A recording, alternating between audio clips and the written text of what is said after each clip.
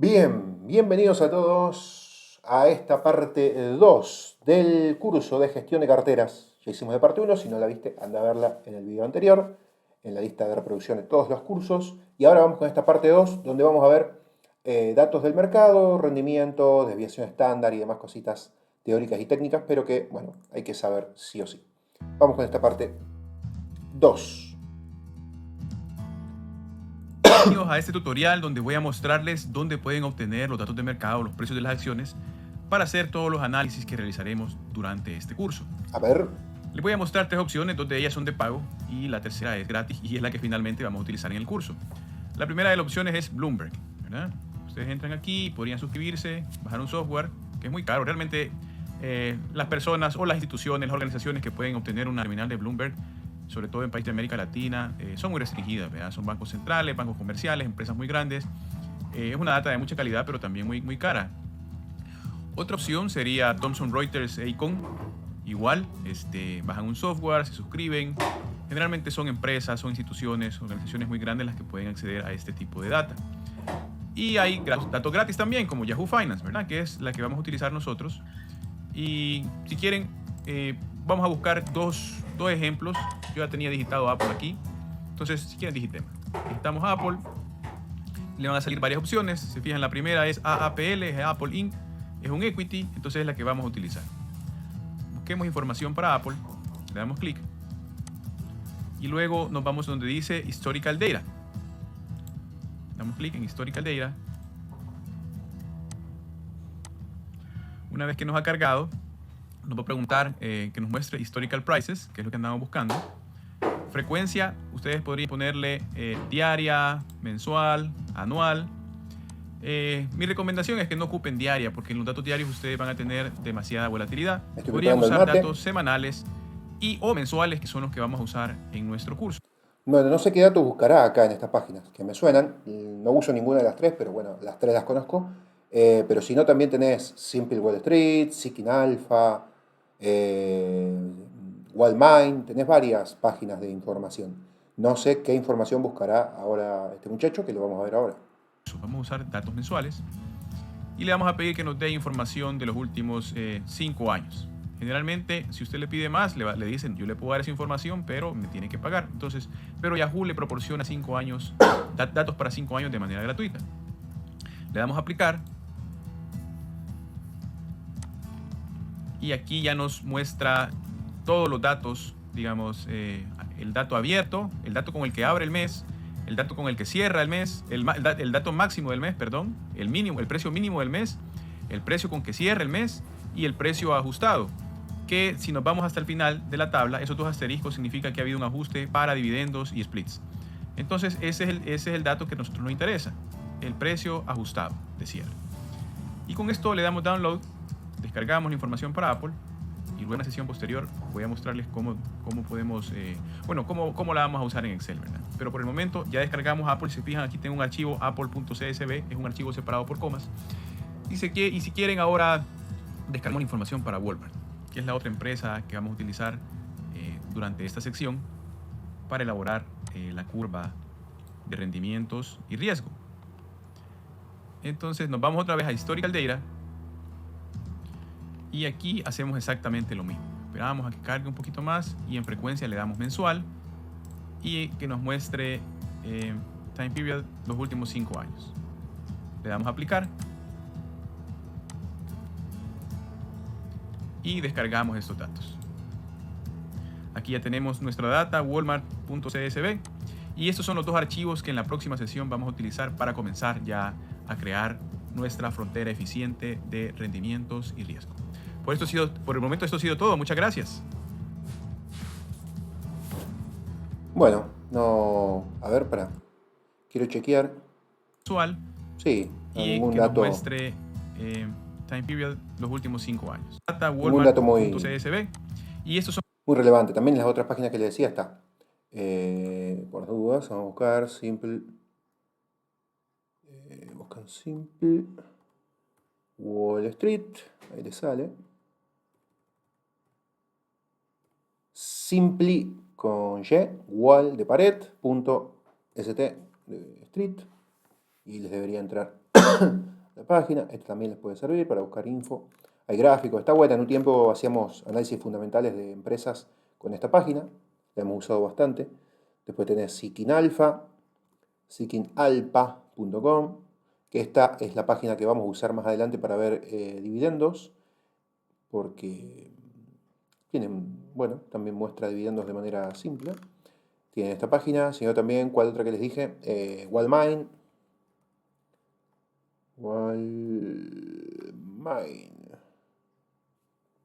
Para que puse cualquier cosa. Wallmine, ahí está. Wallmine, ahí está. También esta es otra página donde pueden sacar info. Así que bueno, también Wallmine la hemos usado un poco menos. Pero son los dos archivos que en la próxima sesión vamos a utilizar para comenzar. Y si no, la que usamos siempre, que es Finviz, donde vemos la pared de los precios. Acá ponen cualquier empresa, por ejemplo, Apple, como buscaban ahí. Cliqueas acá en Apple. Ah, no, eso es para buscar cosas. Lo buscas acá arriba. Apple. Pimba. Y acá tenés info también. Pero bueno, eso depende de lo que quieras buscar, depende de la que más te guste. Acá abajo tenés informaciones de fundamentales y demás cositas. También les puede llegar a interesar y servir. Bien. Ya. Pasamos.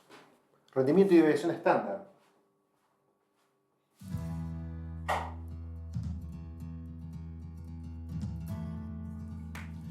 Bienvenidos a esta sesión donde vamos a aprender a estimar tanto el promedio como la varianza y desviación estándar de los rendimientos de dos activos, con los que posteriormente construiremos nuestro primer portafolio. Lo primero que vamos a hacer es ir a los archivos que hemos descargado, o a dos archivos similares a los que descargamos en la sesión anterior, que van a ser McDonald's y Walmart. Entonces vamos a ir a la primera columna. Estamos en el archivo de McDonald's. Voy a sombrearlo y nos vamos a ir donde dice datos, texto en columnas. Le voy a dar siguiente y voy a fijarme que esté como separadores. A ver. Ahora sí. Puedo ir tomando algo mientras tanto. Simple Wall Street está buena, tira infográfica. Las comas, ya que los archivos están separados por comas. Es un archivo CSV. Esto lo que va a hacer es separármelo en formato de tabla. Separarme Se comieron dos publicidades. Y le voy a dar finalizar. Y bueno, ya tengo el archivo de McDonald's. Se ve muy mal. Si se fijan, desde diciembre de 2015. Y bueno, muchachos, hay que comer, hay que meter publicidades, si no... Y voy a fijarme que esté como separadores las comas, ya que los archivos están separados por comas. Es un archivo CSV. Esto lo que va a hacer es separármelo en formato de tabla, separarme los datos en columnas. Y le voy a dar finalizar. Ya tengo el archivo de McDonald's se fijan, desde diciembre de 2015 hasta noviembre de 2020. Entonces voy a copiar la primera columna, que es la columna de fechas, y la voy a llevar a mi hoja de trabajo. Voy a copiar aquí la fecha y le voy a poner fecha. Voy a regresar al archivo de McDonald's y voy a copiar la penúltima columna, la que dice precio ajustado de cierre, Adjusted Close, que es el precio que a mí me interesa. Este precio ya está ajustado por splits y por dividendos. Entonces me voy a la hoja de trabajo y pego aquí en esta columna y le pongo el nombre de McDonald's. Y hago lo mismo con el archivo de Walmart. Me voy al archivo de Walmart. McDonald's. La primera columna, me voy a datos, texto en columnas. Le doy siguiente, veo que esté la coma marcada. Le doy siguiente y le doy finalizar. Y copio y pego el precio ajustado por cierre. Se fijan, aquí hay un dato adicional porque me está dando el dato del día de hoy, que es el 13 de febrero, el 13 de noviembre. Ese lo vamos a borrar para ser consistentes. Vamos a ver, vamos a copiar aquí. Y voy a escribir bien McDonald's porque se me fue una. Y este es Walmart. Y voy a ir a hacer esa pequeña corrección, ¿verdad? Tengo un dato adicional, lo voy a borrar. Y ahora que tengo los precios, puedo calcular los rendimientos. Entonces voy a calcular el rendimiento para McDonald's y el rendimiento para Walmart. Entonces, el rendimiento va a ser igual al precio de este periodo menos el precio del periodo anterior dividido entre el precio anterior del periodo anterior. Y esto, obviamente, que se ve así.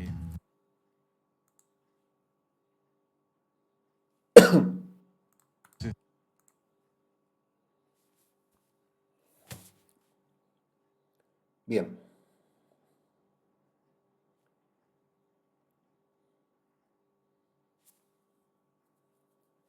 Vamos a ver, acá hay saltos de precio grandes, ¿eh? Mira, de 118 a 128, 128 a 138.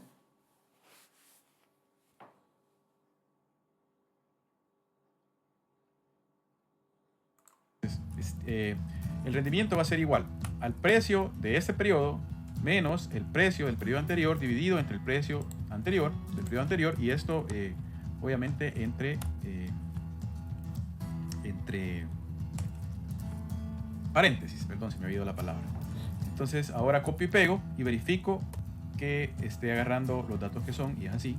Entonces con esto puedo copiar y pegar todas las filas y columnas siguientes, y ya tendría las columnas de rendimientos tanto para McDonald's como para Walmart.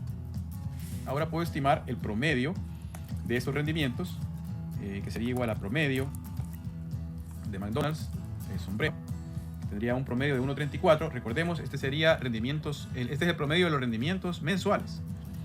Y para Walmart simplemente podría realmente solo sombrear copiar y pegar, y verificar que lo está tomando correctamente el promedio, y está tomando la columna E, donde están los rendimientos de Walmart. Entonces ya tengo los rendimientos esperados, tanto para McDonald's como para Walmart. Ahí está. Es decir que con McDonald's vas ganando 1.34 por mes en promedio, a veces más, a veces menos, y con Walmart 1.87, si no... Una limitante, digamos, sí, del método que estamos usando, del método de Markowitz, que asume que los rendimientos del portafolio va a ser igual al rendimiento esperado, a los rendimientos del pasado que ha tenido la acción, lo cual no es cierto, ¿verdad? Es una de las limitantes del método de portafolio, de la teoría de cartera. Claro, porque nada te asegura que en el futuro sigan siendo esos rendimientos, pero bueno, es un buen dato, no sé la palabra exacta, pero bueno, un buen reflejo. Ahora estimemos la varianza. La varianza va a ser igual a bar, y sombreo toda la columna. Tendríamos la varianza que sería 0.24 en el caso de McDonald's y de Walmart. ¿Por qué estamos calculando la varianza y luego la desviación estándar? Bueno, la varianza son los números al cuadrado, ¿verdad? La varianza parte de las diferencias de cada uno de estos números contra el promedio elevado al cuadrado. Entonces, esas diferencias, si se fijan, en algunos casos van a ser positivas, en otras van a ser negativas. Al elevarlas al cuadrado y luego sumarlas, no estoy cancelando positivos y negativos. Entonces, estoy tomando realmente la variabilidad de cada uno de los números contra el promedio. Entonces, me interesan que esos números están al cuadrado para que no tengan en cuenta el signo y no se cancelen. Pero luego calculo la desviación, porque es un número que está en las mismas dimensiones que el rendimiento esperado, que el promedio. Entonces, para mi cálculo es mejor la varianza. Luego, para digamos, entender ese número, ya que es más intuitivo y está en las mismas dimensiones del promedio, es mejor la desviación.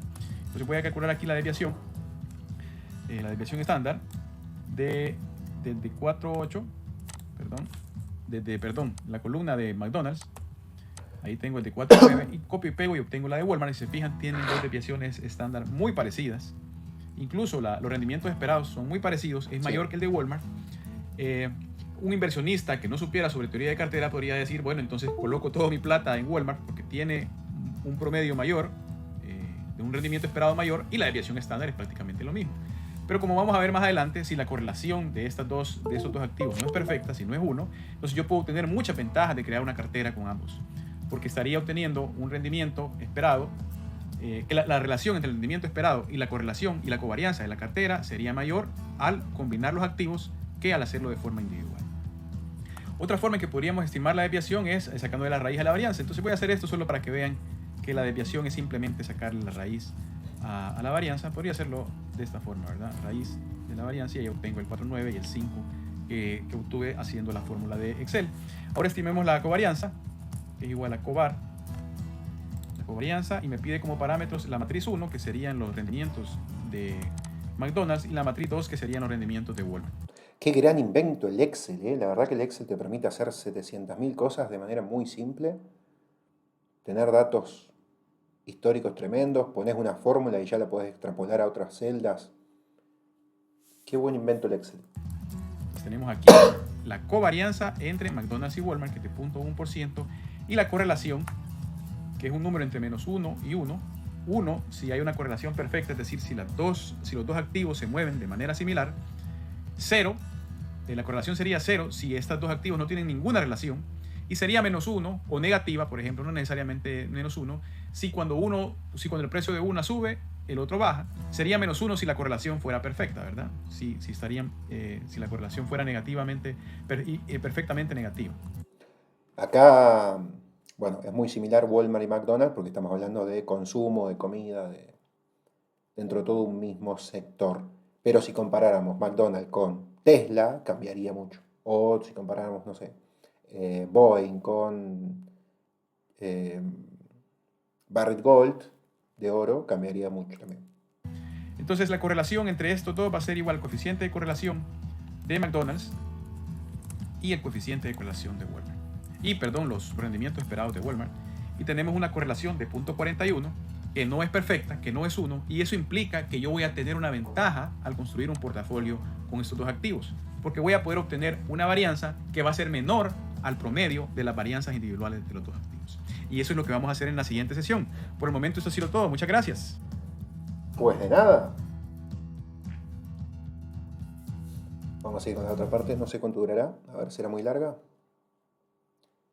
Para ver si se corta el video o no. No, bueno, podemos tirar todavía 2 videitos más.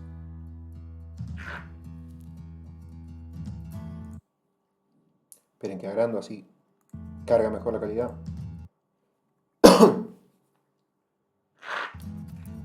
Bienvenidos a esta sesión donde vamos a aprender a calcular el rendimiento y la varianza de un portafolio para nuestro caso de solo dos activos. En la sesión anterior aprendimos a estimar el rendimiento esperado tanto para el activo de McDonald's como para el de Walmart, y también la desviación estándar, que es una medida del riesgo de estos activos. En esta sesión vamos a construir un portafolio con pesos de 50% y 50% para cada uno de estos dos activos. Y para estimar el rendimiento del portafolio, eso es muy sencillo, prácticamente solo es calcular el peso del primer activo, en este caso 50%, por el rendimiento esperado del primer activo, que es McDonald's, y a esto le sumaríamos el peso del segundo activo, que también es 50%, multiplicado por el rendimiento esperado del segundo activo. Y como vemos, es un rendimiento esperado que está justo en la mitad del rendimiento de McDonald's y de Walmart, de 1.34 y 1.87, y tendríamos el promedio que es de 1.60, justo a la mitad, porque los pesos son iguales. En el caso de la varianza, como tenemos una correlación, no vamos a tener este mismo resultado. Esperaríamos obtener una varianza que fuera menor al promedio de McDonald's y Walmart, porque la covarianza o la correlación en este caso es menor que 1. Y esa es como la gran ventaja que nos ofrece la diversificación. Y ya vamos a ahondar en esto luego de hacer este cálculo. Estimemos entonces la varianza del portafolio, que sería igual al peso del primer activo, el 50%, elevado al cuadrado, multiplicado por la varianza del primer activo de McDonald's, que es este 0.24%, sumado al peso del segundo activo, elevado al cuadrado, multiplicado por la varianza de Walmart, 0.25%, más dos veces el peso del primer activo, 50%, por el peso del segundo activo, por la covarianza de Walmart y McDonald's, que sería este 0.1%. Entonces tendríamos una varianza de 0.2%, y si se fijan, le voy a poner los dos decimales, de hecho es de 0.17%, es menor que la varianza de McDonald's y Walmart, que era de 0.24 y 0.25. Calculemos ahorita la desviación, que sería simplemente la raíz de este número, de este 0.17, que es de 4.1%, que como podemos ver también es menor que el promedio de McDonald's y Walmart, y no solo que el promedio, es menor que incluso la menor de ellas, que es McDonald's, que es de 4.9%. Esto que acabamos de hacer es lo que le da sustento teórico o matemático a un dicho popular de no poner todos los huevos dentro de la misma canasta. Esta es la gran ventaja de la diversificación. Que como los activos no están perfectamente correlacionados, tienen una correlación de 0.41, y esto implica de que su covarianza o su desviación estándar, su riesgo, va a ser menor que el promedio. El riesgo de un portafolio compuesto por estos dos activos es menor al riesgo de el promedio de los activos, y también incluso en este caso en particular que el activo con menor riesgo, que era McDonald's, que tenía una desviación de 4.9, pero el riesgo medido por la desviación de mi portafolio es de 4.1%. Y retomando el ejemplo del que estábamos hablando al principio de la sesión, digamos, alguien que no supiera sobre teoría de portafolio, sobre teoría de cartera, diría, bueno, si ambos activos tienen un mismo riesgo, una misma desviación estándar, pues entonces pongo todo mi dinero en Walmart, que tiene un rendimiento de 1.87, mayor que el de McDonald's. En este caso, al diversificar, usted podría disminuir el riesgo, pasar de un riesgo de 5% a un riesgo de 4.1%, eso sí, también sacrificaría parte del rendimiento. Y como para realmente estimar cuál debería ser los pesos de cada uno de estos dos componentes, es lo que vamos a hacer en las siguientes sesiones. En la siguiente sesión vamos a estimar la frontera eficiente de este portafolio, Y luego vamos a determinar cuál debería ser el peso que debemos asignar a cada uno de los activos dentro de nuestro portafolio para maximizar la razón rendimiento-riesgo. Por el momento esto ha sido todo. Muchas gracias. Ok. Sí. Lo bueno de diversificar es como decía acá el muchacho, que lo voy a explicar en un término gráfico. Si vos metés, por ejemplo, todo acá en Ethereum, vas a tener todas estas volatilidades y movimientos. Todas, tanto para arriba como para abajo. En cambio, si vos metés en tres activos, que uno viene por acá, otro viene por acá, por más que terminen todos en el mismo lugar, tu movimiento promedio va a estar mucho más tranquilo. Por eso está bueno diversificar, que es lo que explicaba acá el profe. Se refiere a eso. Cuanto más activos tengas, más suave va a ser el movimiento volátil.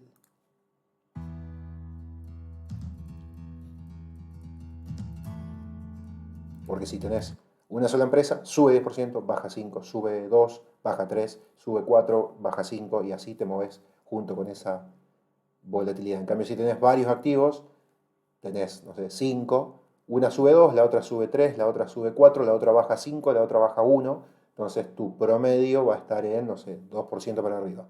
Después el día siguiente esas 5 cambian diferente, entonces tu promedio va a estar en 1% para arriba. Te vas a mover mucho más tranquilo, mucho menos volátil. Bienvenidos a esta sesión donde vamos a aprender a elaborar la frontera eficiente de nuestro portafolio. Y la frontera eficiente es una gráfica en donde el eje de las X va a ser la varianza, la desviación típica de nuestro portafolio, que es, digamos, un proxy del riesgo del portafolio, y en el eje de las Y irá el rendimiento. Entonces vamos a estimar cuál es el máximo cuál es el máximo rendimiento que podemos obtener por un nivel determinado de riesgo. Entonces, para hacer esta frontera eficiente, primero tenemos que estimar o asignar los pesos de nuestros activos que van a estar dentro del portafolio. Entonces, asignemos el peso de McDonald's, podemos poner MCD, y el peso de Walmart, WMT. Y digamos, el peso de McDonald's vamos a hacer, cuando uno sea 0%, el otro va a ser 100%, ¿verdad? Entonces vamos a iniciar con un peso de McDonald's del 0% y un peso de Walmart igual al 100%, que sería 1 o 100% menos Me voy a agrandar acá. el peso de McDonald's. Entonces, como solo tenemos dos activos, nos tiene que sumar 100%. Y lo vamos a ir disminuyendo o aumentando en este caso. El peso de McDonald's más 10% hasta llegar al 100%, ¿verdad? 90. Sería como por acá. Y Walmart iría disminuyendo, ¿verdad? 90, 80, Claro. 70, 60, 50.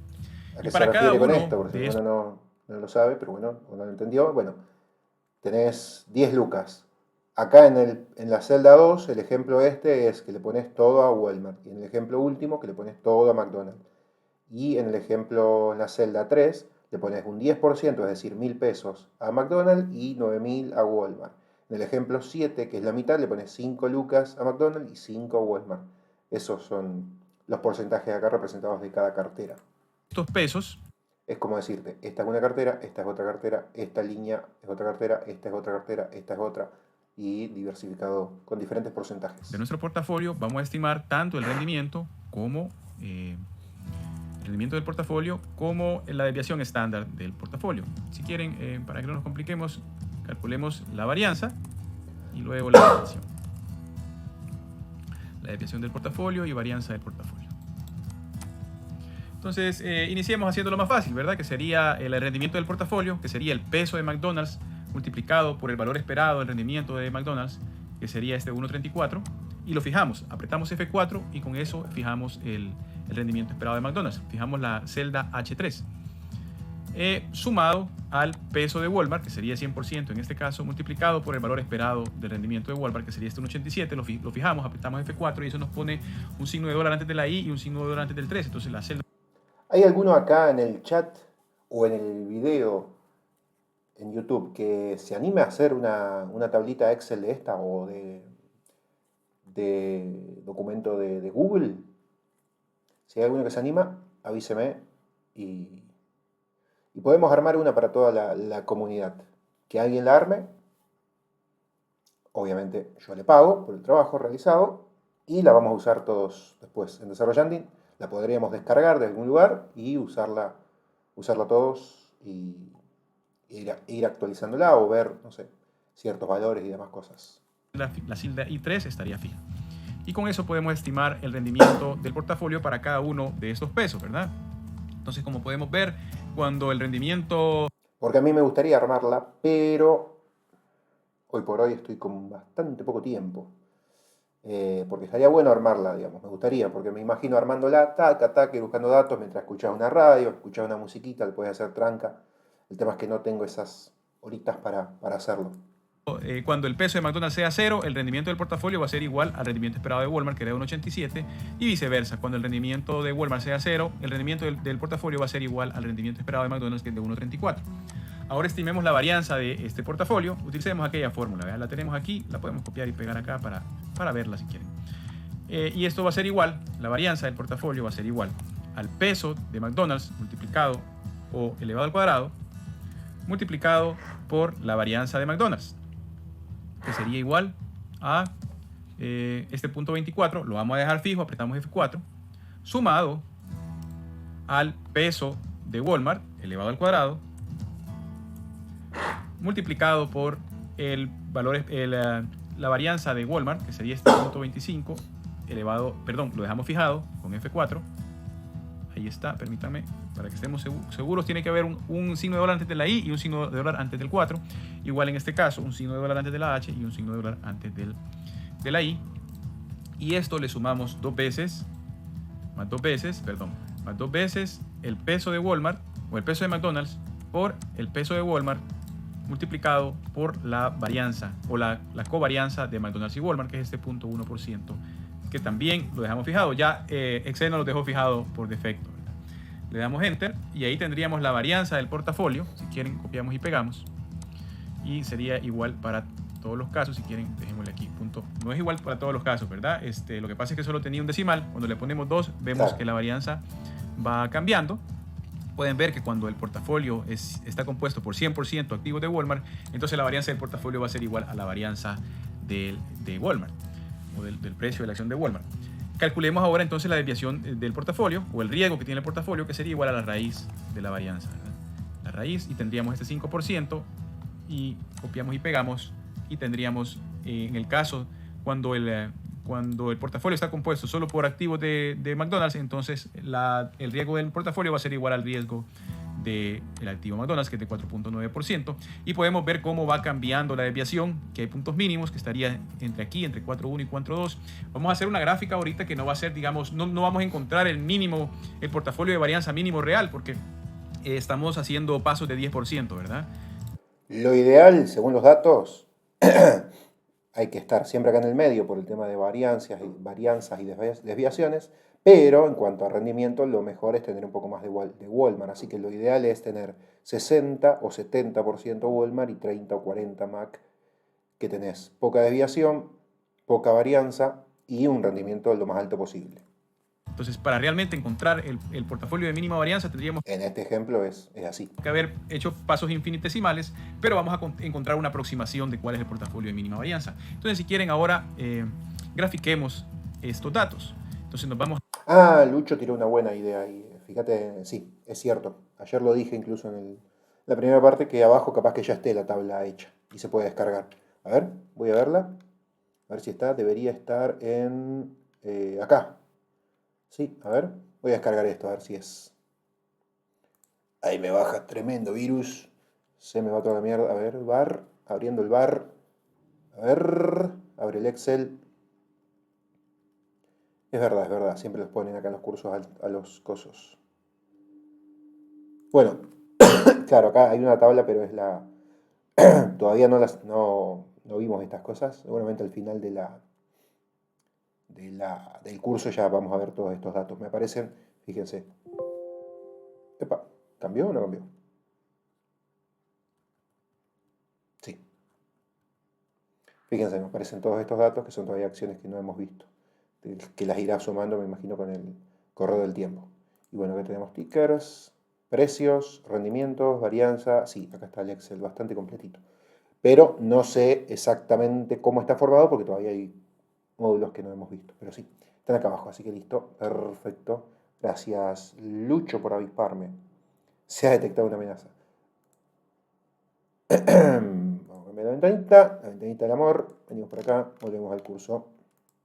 Vamos a insertar, buscamos estos gráficos de scatter plot, de dispersión, y tenemos este que tiene como una curvita, ¿verdad? Entonces vamos a seleccionar este y ya tenemos nuestra frontera. Esta todavía no es la frontera eficiente. ¿Cuál sería la frontera eficiente? Déjenme ponerle a este los valores numéricos, etiquetar datos. Ahí tenemos ya los valores con los numeritos para que podamos observarlos. Entonces tenemos ya los valores numéricos de los rendimientos. Entonces, un aproximado del portafolio de mínima varianza sería este valor que tiene 1.60 como rendimiento, que correspondería a una desviación típica de 4.1%. Entonces, por encima de estos valores, esta gráfica por encima del 1.60 es nuestro portafolio, es la frontera eficiente del portafolio. ¿Y qué implica eso? Que para un valor determinado de riesgo, en este caso, por ejemplo, podría ser 4.2%, entonces yo tendría dos candidatos: obtener un rendimiento de 1.55 o obtener un rendimiento de 1.66. Por supuesto que yo, para el mismo nivel de riesgo, voy a querer obtener el mayor rendimiento posible. Por esa razón, la frontera eficiente viene determinada por los datos que están por encima del portafolio de mínima varianza, que sería este. Bueno, este como lo que les decía recién, cuanto más arriba, mejor y más rendimiento, pero claro, aumenta un poquito el riesgo. Por eso lo mejor es, como les decía, tener 60 o 70% de Walmart que te metes acá, en poco riesgo y poca varianza y poca volatilidad, pero un rendimiento dentro de todo alto. Repito, es una aproximación. ¿Cuál de todos estos valores debería yo de escoger como el portafolio óptimo? Eso todavía no lo sabemos, ¿verdad? Y para eso tenemos que determinar el índice de Sharpe, que es lo que vamos a hacer en la próxima sesión. Por el momento esto sí ha sido todo. Muchas gracias. A ver cómo sigue.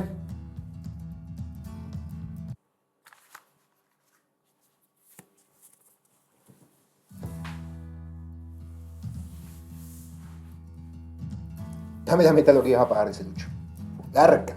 Bienvenidos a esta sesión en donde vamos a aprender a calcular el portafolio. Ya entre Johnny y Lucho me sacaron y unos $120 ya. Entre los puntos, sorte, una cosa y la otra, ya se llevaron bastante guita. Manga de hijos de puta. Portafolio óptimo mediante el índice o la razón de Sharpe. ¿Y cuál es la razón de Sharpe? Bueno, aquí la tenemos, ¿verdad? La razón de Sharpe es la diferencia entre el rendimiento del portafolio menos la tasa libre de riesgo dividido entre la desviación. Entonces lo que vamos a hacer en esta sesión es calcular esta razón de Sharpe, optimizarla o maximizarla a través de Solver y con eso encontrar cuál es el portafolio óptimo. ¿Cuál es la Qué lindo es el invierno, ponerse un busito, estar abrigadito, tomar mate calentito, un café calentito. proporción óptima que deberíamos invertir en McDonald's y en Walmart para obtener o para maximizar esta razón de Sharpe?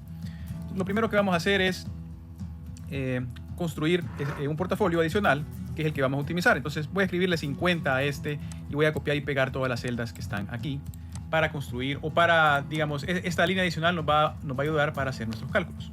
Luego de eso tenemos que encontrar la tasa libre de riesgo. Y para encontrar la tasa libre de riesgo... ¿Cuánto vamos de grabación? A ver, falta mucho y falta bastante.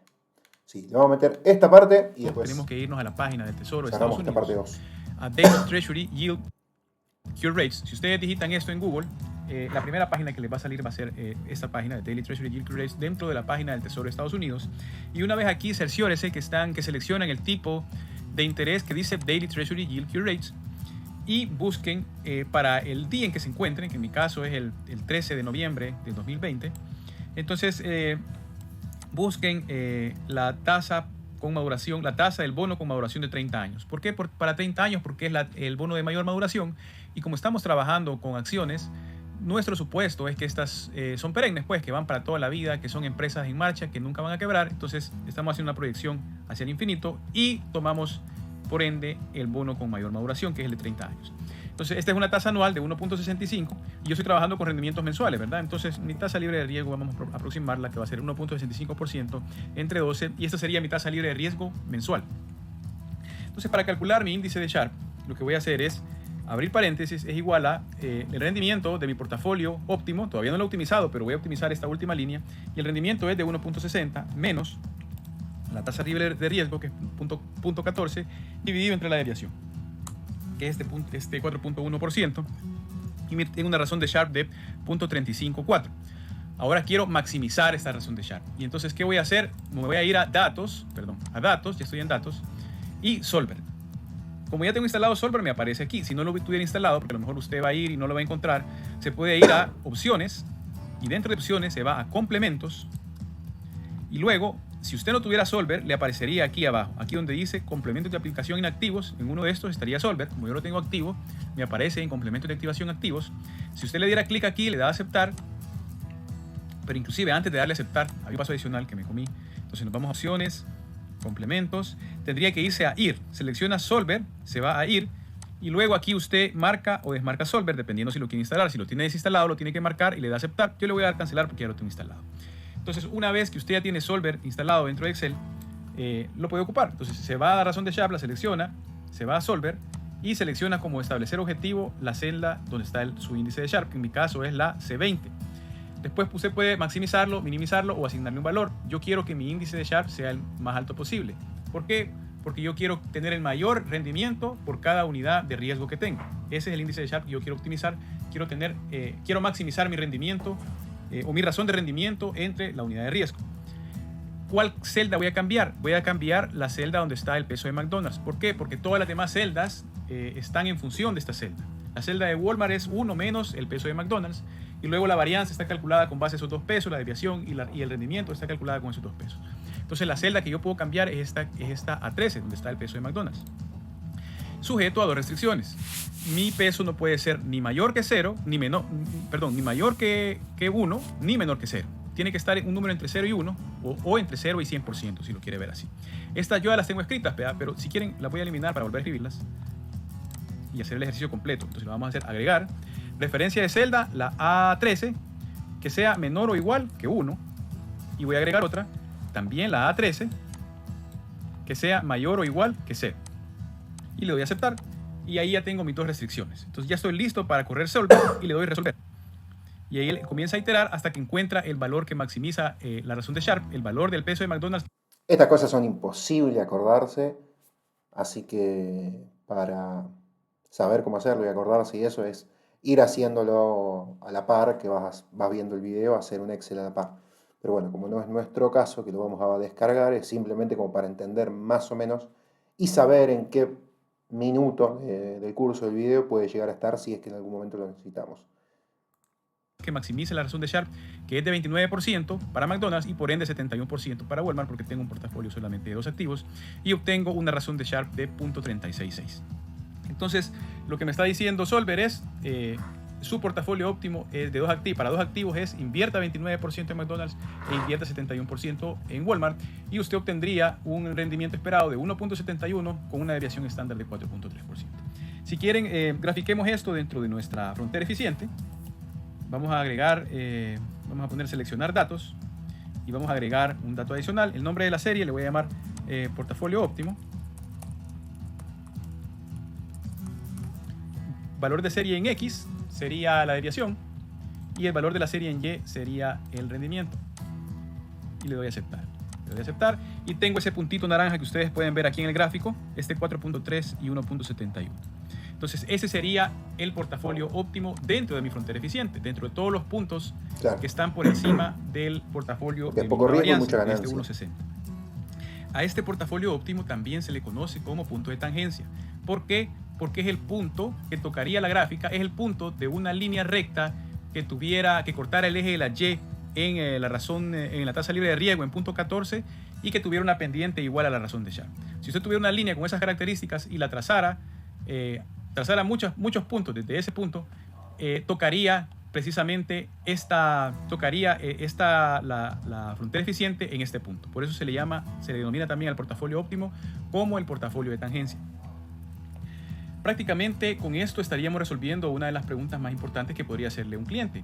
¿Cuál debe ser la proporción que debo invertir en mis activos para obtener un portafolio óptimo? Pero un cliente también podría decirle, mire, yo no me siento conforme teniendo un riesgo, una desviación estándar mensual de 4.3%. Yo me sentiría más seguro si fuera de 3%, si fuera de 2%, y hay formas para hacer eso. Y es lo que vamos a ver en la siguiente sesión. Muchas gracias. Ok. Bien, me quedó bien esta parte 2. Cerramos ahí con eso. con todo eso de porcentaje de carteras. Ahí en el ejemplo había solo 2 activos, pero bueno, se entendió. Tema de variancia, desviación estándar, rendimientos y riesgo. Así que cerramos esta parte 2 del curso de gestión de carteras. Mucho teoría, mucho Excel, mucho técnico, pero bueno, sirve para sumar. No habíamos hecho nada de este estilo todavía, así que sirve, está bueno. Para tener datos concretos y no simplemente por ahí numeritos y colores en el aire. Así que abrazo grande a la gente de YouTube, nos vemos en la parte 3 que haremos prontamente y que anden muy bien. Cualquier cosa me lo dejan en comentarios.